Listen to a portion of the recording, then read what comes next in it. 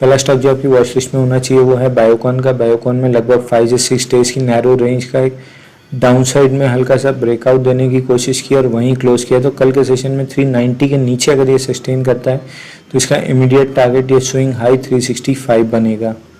अगला स्टॉक जो आपकी वॉच लिस्ट में होना चाहिए वो है डॉक्टर रेड्डी का। डॉक्टर रेड्डी अपने 20 डे मूविंग एवरेज पे फेल लो बना के उसके ऊपर जाके क्लोज किया। तो कल के सेशन में 4520 का लेवल रहेगा। अगर इसके ऊपर निकलता है तो इसमें तेजी से शॉर्ट कवरिंग आएगी 4615 से 4740 तक के बीच में।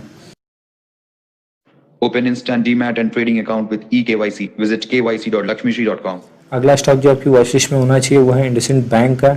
इंडसइंड बैंक में लगभग 15-20 दिन की ये नैरो रेंज का आज के सेशन में ऐसा लग रहा है कि ये ब्रेकआउट देके क्लोज किया है।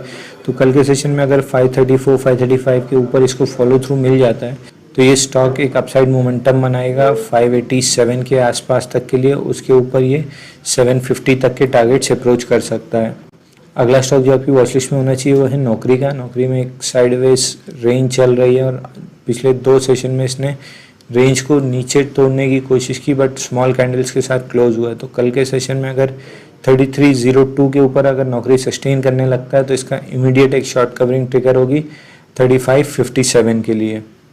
अगला स्टॉक जो आपकी वॉच लिस्ट में होना चाहिए वो है आरबीएल बैंक का। आरबीएल बैंक में इस तेजी के बाद से एक narrow range kind of formation चला आ रहा है। तो कल के सेशन में 187-188 के ऊपर अगर ये ब्रेकआउट देने में कामयाब होता है तो इसका इमीडिएट टारगेट 206 बनेगा और उसके ऊपर ये 254 तक भी जा सकता है।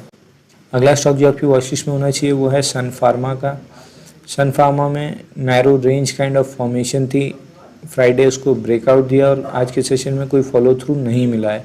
तो कल के सेशन में अगर ये 520 तोड़ देता है तो इसमें काफ़ी अच्छी डाउनसाइड ओपन होगी 464 के लिए।